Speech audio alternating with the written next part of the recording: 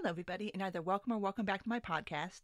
As always, I do like to remind you, if you do like this, please rate, comment, and subscribe. You can find me on iTunes, Google Play, Stitcher, SoundCloud, Spotify, and YouTube.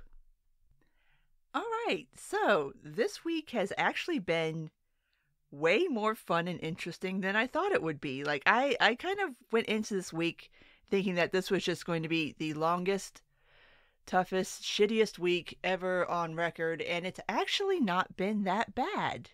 So let's go ahead and start at the obvious point, which midterm voting was on Tuesday, obviously, although it feels like Tuesday was like 2 weeks ago at this point, because just so much shit has happened between Tuesday and today, which is Thursday. Like, there's just been so much stuff that has happened over the past 72 hours that it's just like, I'm kind of baffled as to where we're going with this.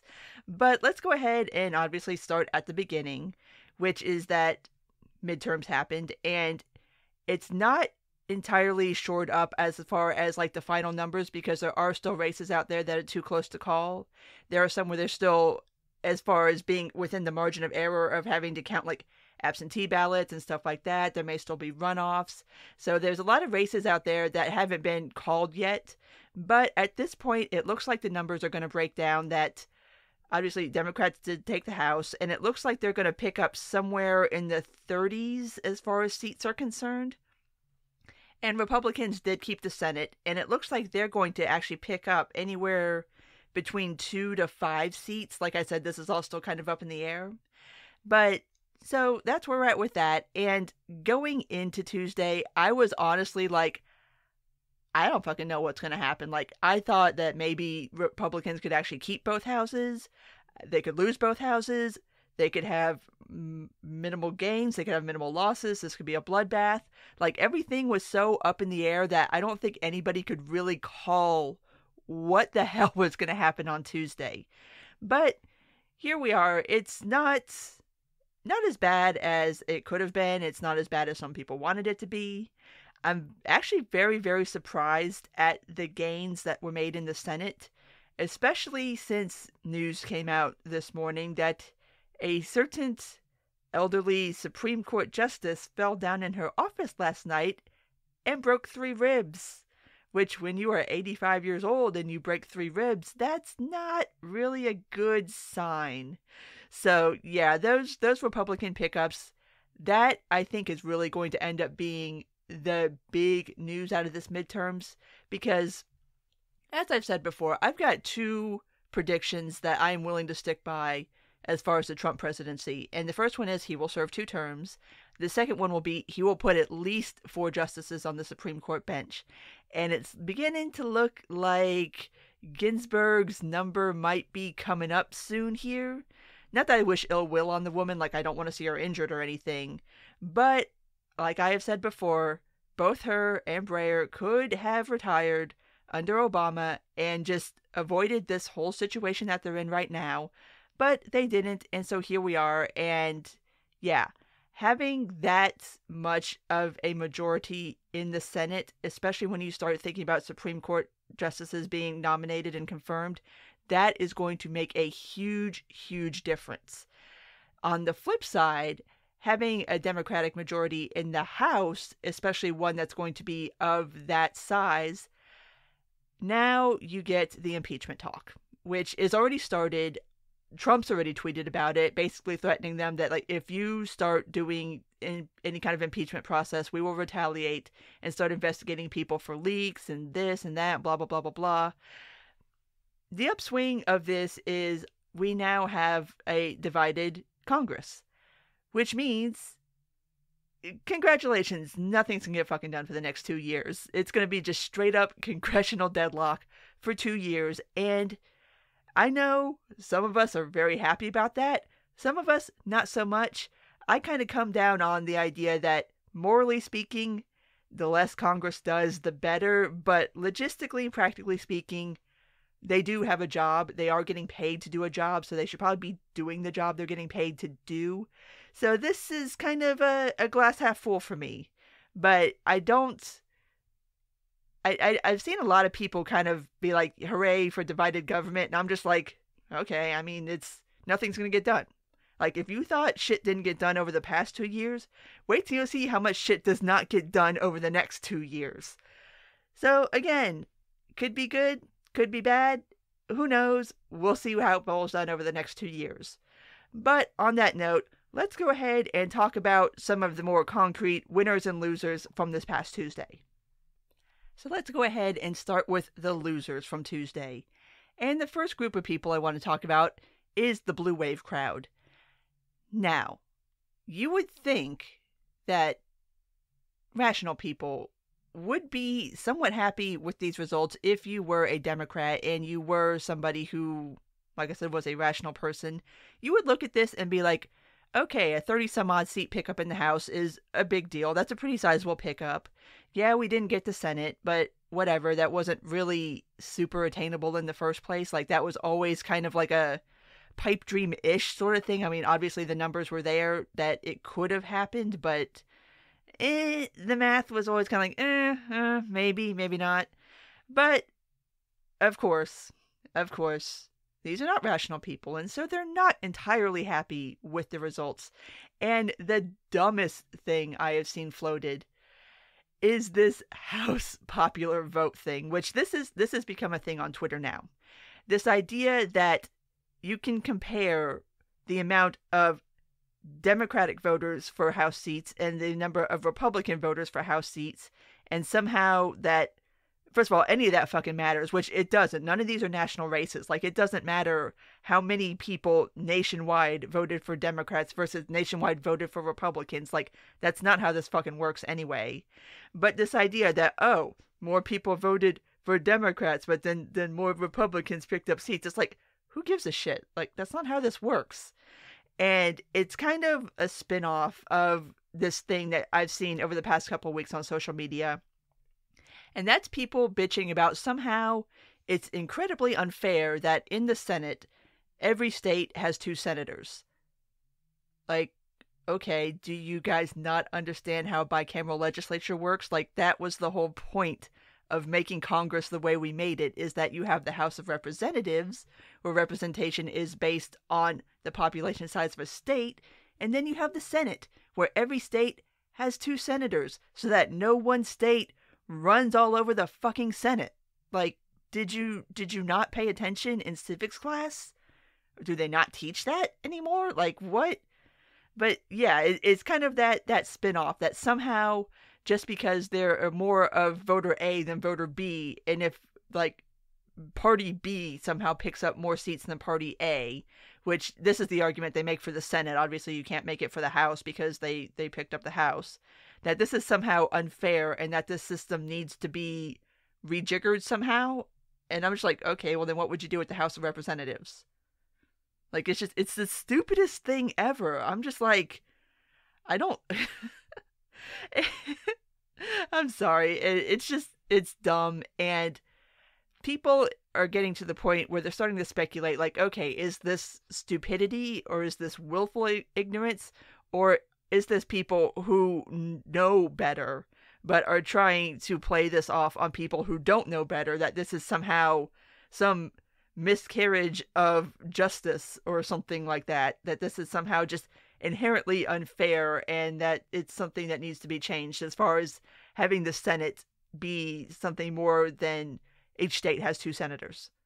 Like, you're dumb. Like, you don't seem to quite understand how the bicameral legislature works. Please go read up on it. Thank you. Good night. Anyway, moving on from those people who, I mean, they're never going to be happy. Like, whatever. There's always going to be something to bitch about. Like, be happy with your 30-some-odd House seats and the fact that you have the House now and you can do your stupid little impeachment thing. Whatever. Just go be happy with that. Stop bitching about things that you're not going to change. Anyway, the second group of losers from Tuesday is the Beto crowd. And I don't just mean Beto O'Rourke, but I mean, when I say the Beto crowd, I mean the candidates like Beto O'Rourke who got all of this national attention and all of this money pouring into them and lost. Fucking lost because, again, these are not national races. These are state races. These are, and in the case of House of Representatives, these are local races, like to your district. So it doesn't matter what somebody in California thinks about who the senator from Texas should be, because nobody in California is voting for the senator for Texas. I know I already went off on this, but I like that it happened, because hopefully this will cement the lesson that should have been learned in 2016. And that is, at this point, money doesn't win elections. I mean, it definitely helps, don't get me wrong, but it's not the be-all, end-all factor that it used to be. And celebrity endorsements don't decide elections. National puff pieces don't decide elections. The people voting in any particular state decide these elections. And I say that it should have been learned in 2016 because Hillary vastly outperformed Trump money-wise. Like, the whole knock against Trump was that he was funding his own campaign. And up to a certain point, that's true. Up until it started becoming obvious that he was the front runner. Yeah, he was pretty much backing his own campaign, but we have President Trump and not President Hillary. So obviously, money doesn't influence elections as much as it used to, which is a good thing. The thing that influences elections more than anything is actually appealing to the people whose vote you're trying to get. And obviously, Beto didn't. And this is not like an endorsement of Ted Cruz, because I mean, Ted Cruz is still an asshole too. But it's just, I like that this makes that argument about money in politics.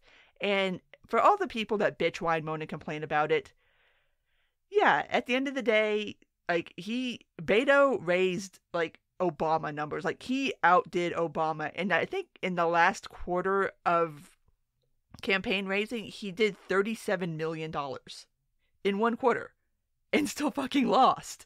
Like, that's insane. So this, I think, should be a referendum on that idea that money makes the elections go round, that certain people endorsing you make the elections go round. No, the only thing that's going to get you elected in a state or local race is you putting in the time and the work in that state or locality that you're running in. And actually, before I leave this point, I would be remiss in pointing out that obviously Texas is a red state, and the O'Rourke-Cruz race was a hell of a lot closer than it would have been or should have been under normal circumstances. And I'm kind of wondering if the difference wasn't that people were just sick and tired of Beto. Like, maybe if like half the puff pieces weren't written, or maybe if he wasn't shoved so far down people's throats. I think there does come a point where there is a backlash to that, and that should be the other lesson that Democrats learn from this. Like, you can overplay your hand. You can overhype somebody, and that in doing that, you're going to make people not like this candidate. Like, I mean, I don't like Beto's positions, obviously, but the reason I'm so deeply annoyed by him is, like, nobody would shut the fuck up about him. Like, who gives a shit? This dude isn't that remarkable. So I think that backlash might have helped Cruz out more than people may have realized at this point, or people have sat down and really thought about. But that is something that I think Democrats should take away from this too, is that maybe, like, just soft pedal people a little more. Don't shove people in everybody's face. Like, just maybe a little bit more chill, a little bit less fluffery, a little bit less obvious nonsense might do you a little better than the stance and the position that everybody took with Beto. Anyway, moving on to the next group of people who I think I consider this as a loss for them, and that's the DSA crowd, the Democratic Socialists of America crowd. Now, obviously, Ocasio-Cortez won her election because of course she won it. Like, there was no chance that she was going to lose it. But the only other person running on that platform, and I think they're both members of DSA now, but there was a lady in Michigan, Tlaib, the Muslim lady, and she won her election. But as far as, like, far lefty DSA types, that's it. And there was certainly more than them that ran. And this idea that that is the future of the Democratic Party, this very hard left socialist, this is a referendum on that, because I have said before that tactic and that particular stance is only going to work in very specific places. It's not going to play nationwide, and it's not going to play in places that aren't already kind of in that vein to begin with. Like, I know Ocasio-Cortez's district, I think it includes a lot of Williamsburg. I think Park Slope is part of it too. But yeah, in that the hipster Brooklyn hell area, let's just put it that way, the ultra hipster Brooklyn hell. I'm sorry, I like Brooklyn, but there are some parts that I can't. I can't deal with Williamsburg. I can't deal with Bushwick. I can't. Whew, some of those places oh my God, no. Anyway, moving on from that, this should tell them that maybe pump the brakes on the hard left thing, because it's not going to sell everywhere. And especially once you start thinking about 2020 and candidates that you want to run in 2020 and what their platforms are going to be, don't do that. Like, don't do a DSA platform, because you're going to fail horribly, because it's not going to play nationwide. It just doesn't. And this is always my answer to the Bernie would have won crowd too. Is like, no, that's just on a nationwide scale, you're not going to get enough people on board with that. So hopefully that can be their takeaway from this, that like, maybe you're not as popular as you think you are. And again, I can understand them thinking that they're more popular than they are, because obviously the puff pieces and the donations from places other than where you're actually running for office may make you think that you're more popular than you are. And so here is your little reminder that no, it doesn't really matter what people in New York or California think of you if you're not running in New York or California.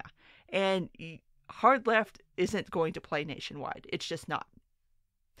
So, anyway, let's keep it moving, because I think that's about it for my losers. And my list of winners is actually a lot longer, amazingly enough.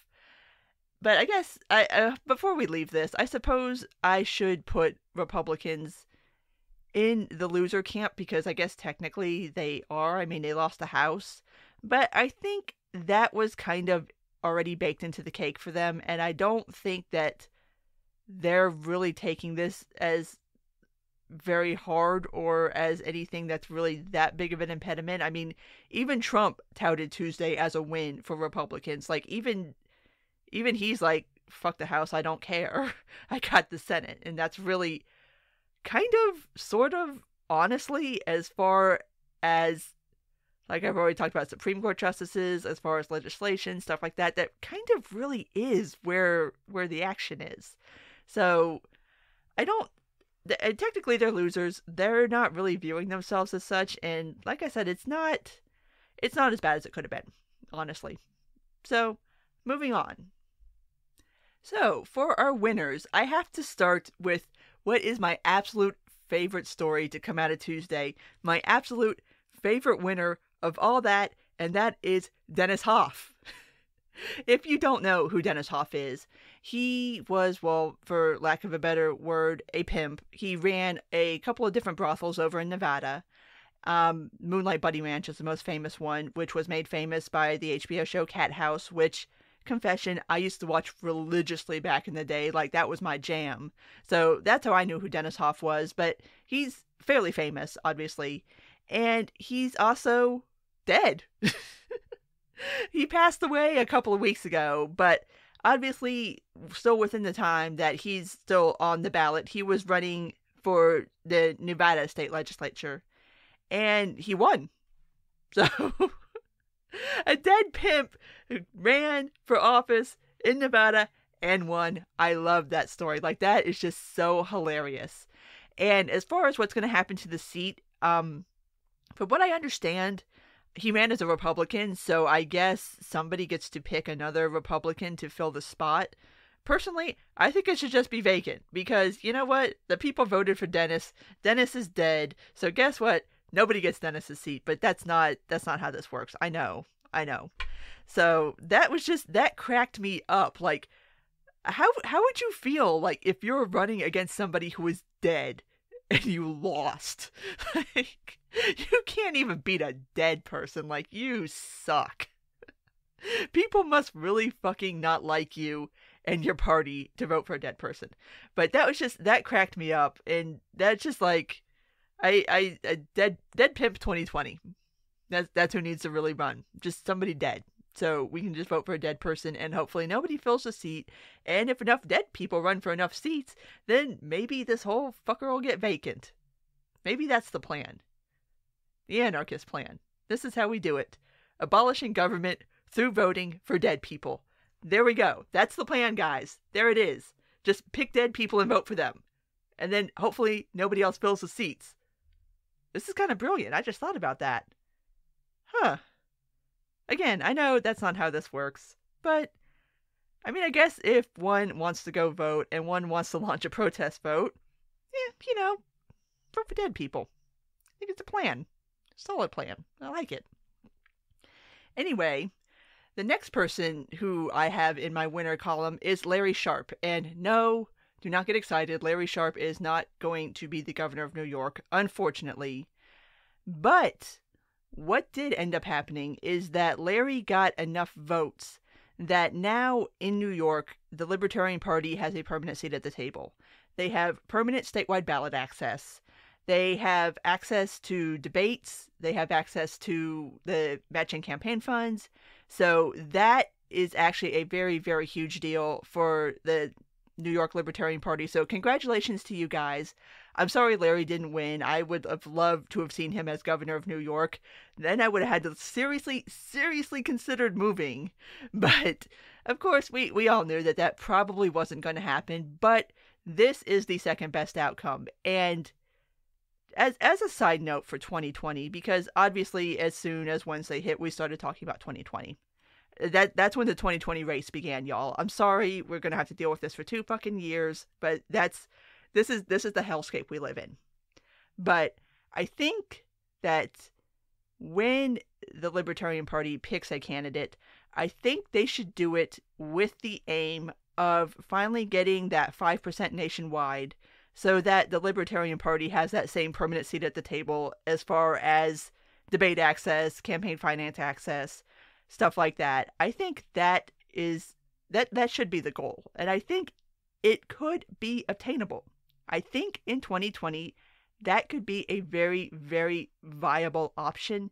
So I would encourage anybody who is listening to this and you are part of the Libertarian Party or you do participate in Libertarian Party politics, think about that when you are picking who you want to run as president and vice president. Anyway, just a little side note. Moving on. My next big winner from Tuesday is weed. Yes! Lots of good things happened Tuesday on state levels as far as marijuana legalization. Both Missouri and Utah approved medicinal marijuana. And then Michigan actually approved recreational marijuana.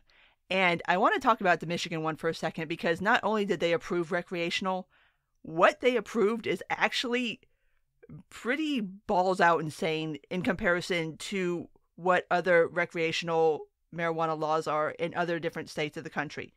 What Michigan approved was that you can have on your personal use, obviously, up to 2.5 ounces, which is a lot of weed, first of all. Second of all, normally most states and counties, municipalities, townships, whatever, who have legalized recreational weed typically cap it at about an ounce. So that is a lot. Second of all, they have made it to where you can give somebody weed and there's not a penalty for that, which that's another thing that a lot of recreational marijuana laws don't really address, is that you can have weed for your own personal use, but once you start getting into the realm of giving it to someone else or selling it to somebody else without a license or some kind of government approval, that's when you start getting back into illegality.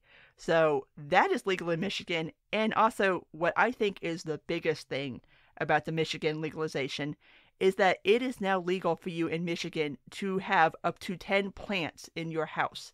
They legalized growing your own weed. That is massive.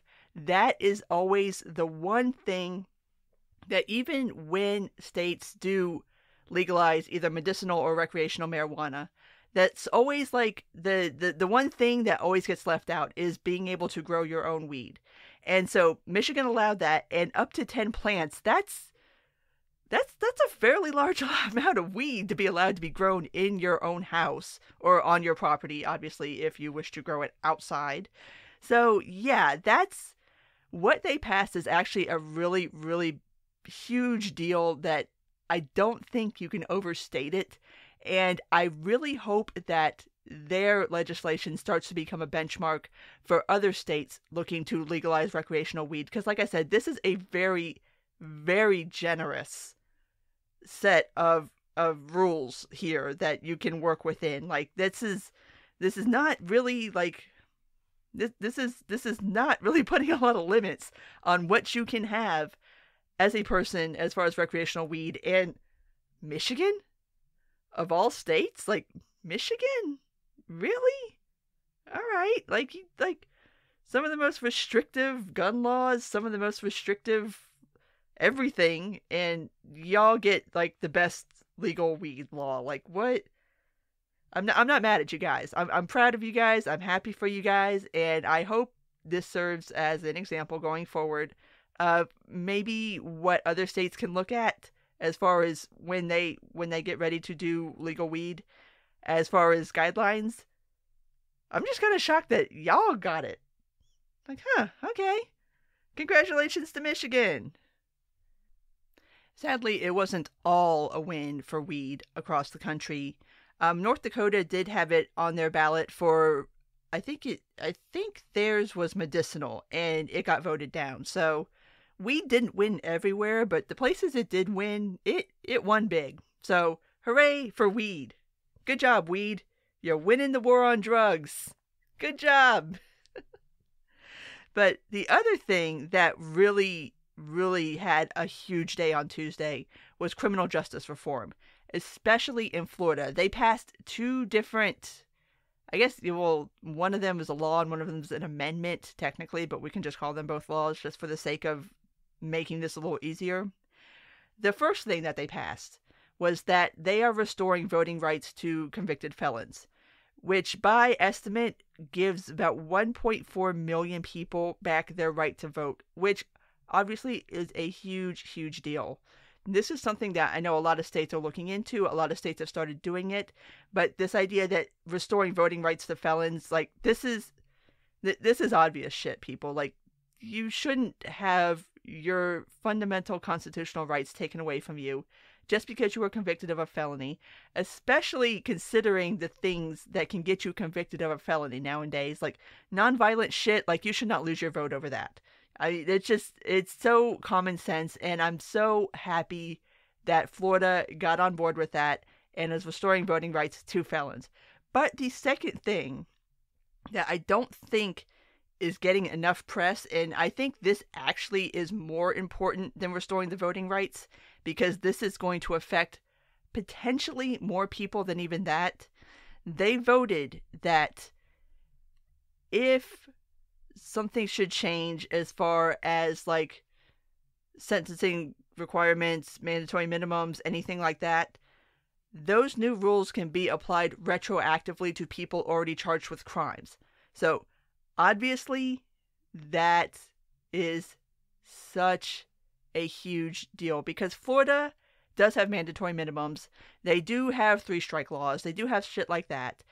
And this really lays the groundwork for, obviously, if anything like that does get relaxed, people can be let out of prison.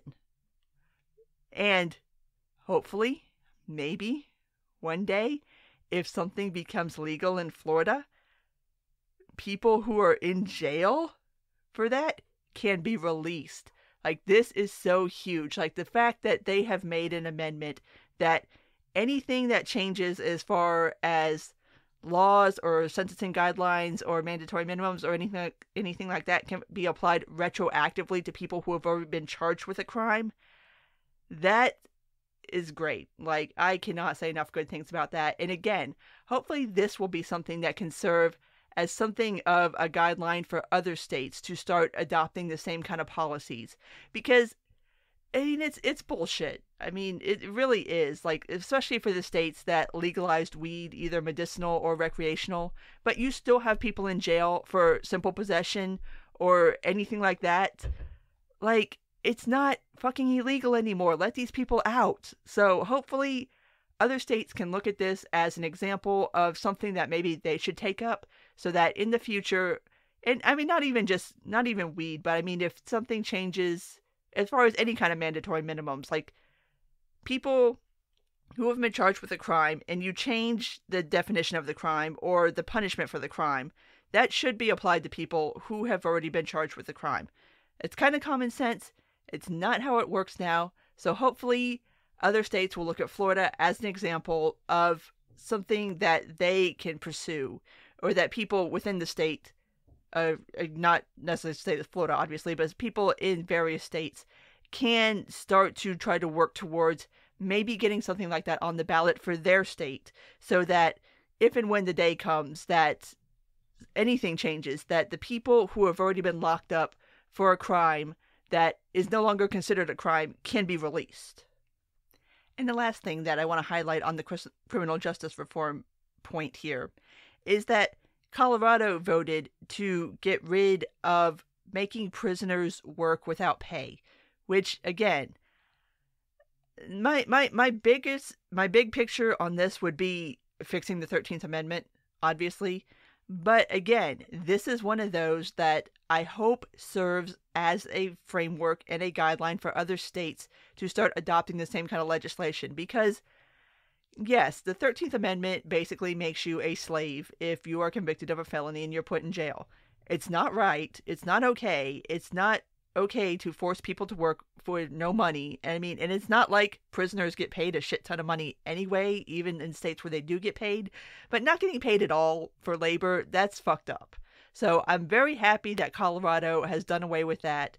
And any other state that still operates under that model, please get rid of it. Like, that's not right. Like, you don't get free fucking labor from people, especially, again, when there are so many things that are illegal that shouldn't be illegal, and there's so many nonviolent offenses that you can get thrown in jail over and get slapped with a felony and get God knows how many years, and then to get treated like a fucking slave on top of that. It's just, yeah, just this needs to stop. So I'm very happy that Colorado addressed that issue. Now, to move on to yesterday's/today's big news, it came out yesterday that Jeff Sessions, the Keebler Elf motherfucker who has been Attorney General, emphasis on has been Attorney General, yesterday handed in his resignation at Trump's request, which that's kind of a fancy way of saying that Trump fired Sessions. So Jeff Sessions is no longer going to be the Attorney General of the United States of America. Hallelujah. Thank you, Jesus. And I know that the circumstances surrounding this are problematic. No joke. I'll talk about it. But can we just take a moment that this asshole is no longer the Attorney General? Like, let's just take a moment and bask in that and try to ignore the reasons as to why he's not going to be the Attorney General anymore. But right now, he is being replaced by an acting Attorney General who is actually his chief of staff. And that guy's name is Matthew Whitaker. And once you see some of the statements that Whitaker has made in public, you start to understand why this firing happened and why he's going to be the acting Attorney General. Which, kind of to back it up for a second, I had seen rumors before floating around that Trump was going to do something like this after the midterms to maybe get rid of Sessions, essentially to start trying to force an end to the Russia investigation. And appointing Whitaker to the spot really lends fuel to that fire, because some of the things he said, he's already said that he doesn't plan on recusing himself from the Russia investigation, which that's the thing that cost Sessions his job. Like, let's be honest. I think Trump has wanted to fire Sessions for a while, especially over that, because I don't know if you guys remember, because, like, it's hard to remember things that happened longer than 3 weeks ago. But when Sessions recused himself from the investigation, which kind of set up Mueller being appointed as special counsel, Trump was fucking livid. Like, he was pissed that Sessions did that to him, to the point where it is rumored that Trump said that if he'd have known Sessions was going to do that, he never would have nominated him for AG in the first place. So this has been an issue for Trump for a while now. And whether he was just genuinely waiting till after the midterms, or if somebody actually managed to put it in his head that, like, okay, dude, maybe the optics of doing this before the midterms would be bad. I don't know if anybody can get through Trump's weird, thick, orange skull enough to make that argument. But at any rate, he did wait until the day after the midterms to get rid of Sessions.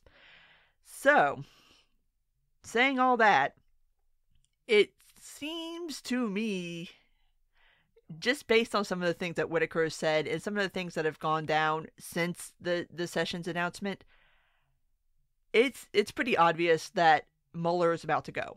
Like, he's either going to get straight up squeezed out, which Whitaker has said publicly before that if he was the Attorney General, what he would do is not necessarily fire Mueller per se, but basically defund the investigation to the point where doing it would be impossible, which therefore would pretty much kill the investigation through defunding. Mueller has announced that he is starting to wrap up his final report, which is kind of like knowing that the new boss is about to fire you, so maybe you should go ahead and just, like, wrap up your projects now before you get the axe. So I'm happy that Sessions is gone, but the reasons why are very, very sketchy and not something to applaud. So this is a mixed bag for me. But this is an ongoing, evolving story, obviously, because it just came down yesterday. But it seems pretty obvious to me, the writing on the wall of where Trump is going with this and where Whitaker plans on going with this. And it seems pretty obvious to Mueller, too, if we're being honest. So we'll see how this shakes out. As far as the Russia investigation is concerned, I mean, here's my thoughts. And I know a lot of you are going to disagree with me on this, but everybody, even Trump, or the people you don't like Trump, have the right to have an investigation end at some point. And we're rolling up on the 2-year mark on this. Like, the investigation didn't really technically start until he took office, but the whole screaming about Russia and collusion and influencing elections and all that bullshit started the day after he won the election. So we're really at the 2-year point at this point. And in my opinion, if there is no there at this point, if there's no proof that can conclusively say that happened, that collusion happened, because that would be the only thing impeachable.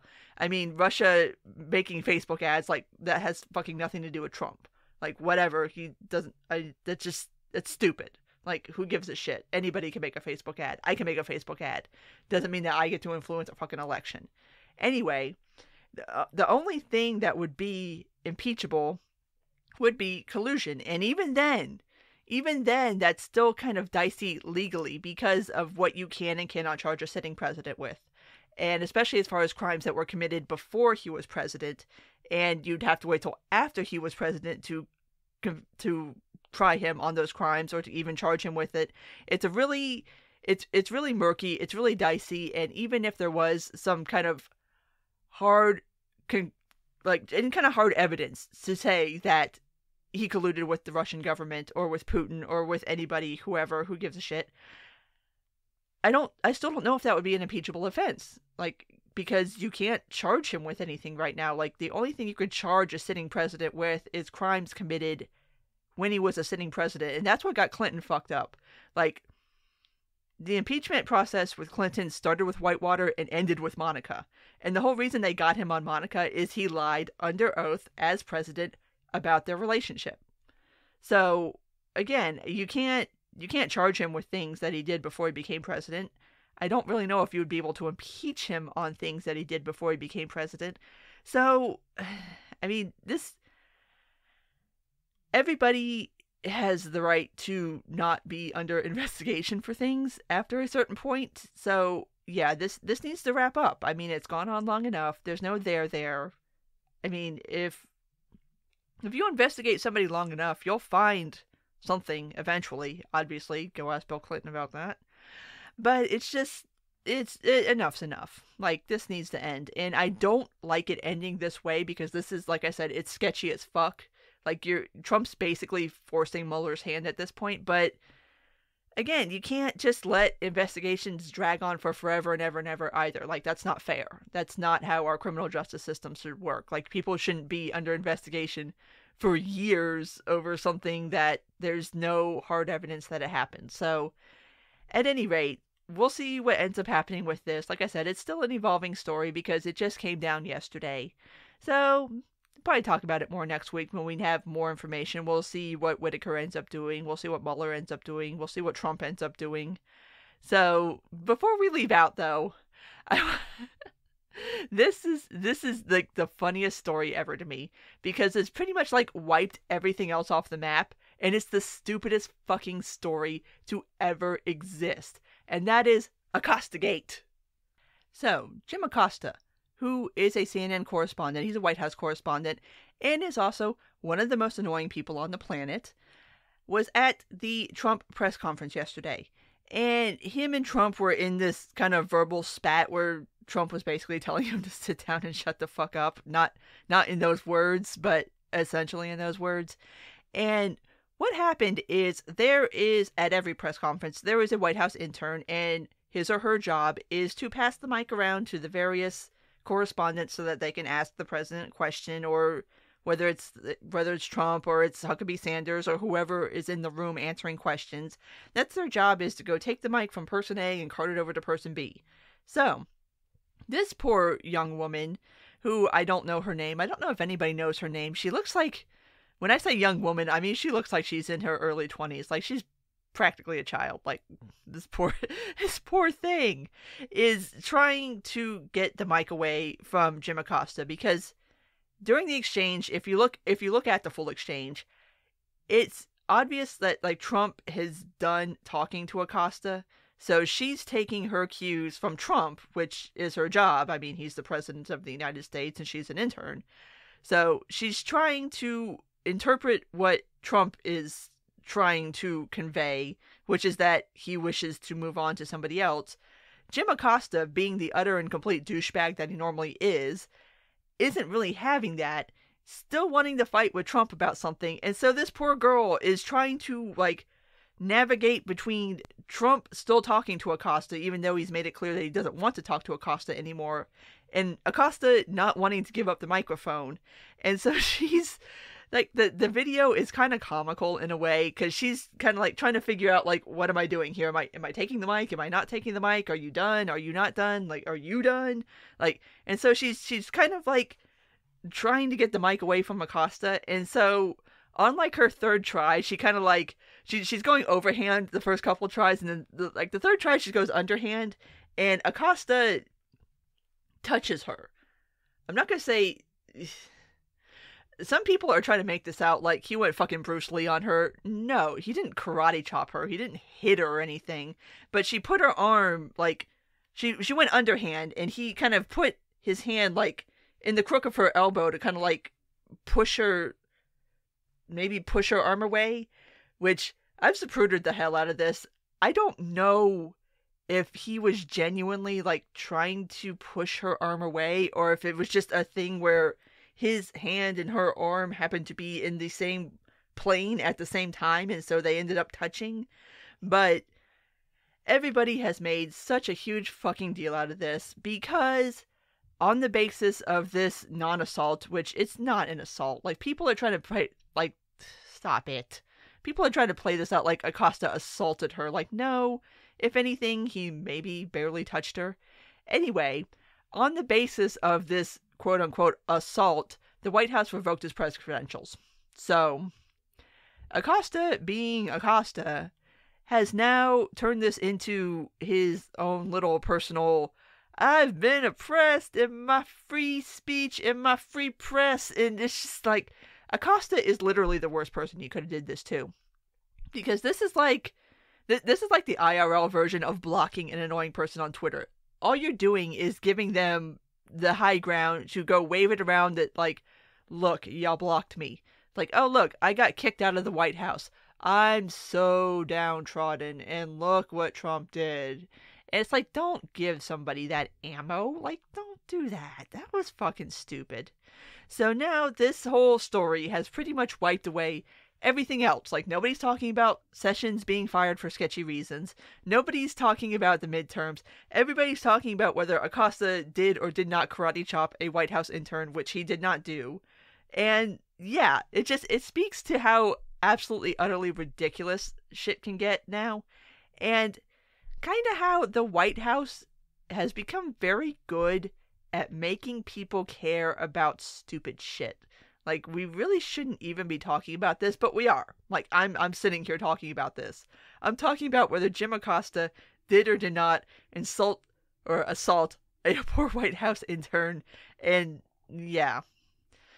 This is what they do. Like, they've become very good at distracting people with dumb shit to distract from important shit. So we'll see how this works out. I'm sure Acosta will get his White House press pass back eventually. Like, whatever. Who cares, Acosta? Nobody even likes you anyway. Like, everybody just wishes you'd shut the fuck up. But just pure insanity. Anyway, on that note, I'm going to go ahead and wrap this up. If you did like it, please rate, comment, and subscribe. And thank you for making it to this point, by the way. You can find me on iTunes, Google Play, Stitcher, SoundCloud, Spotify, and YouTube. Take care, and until next time.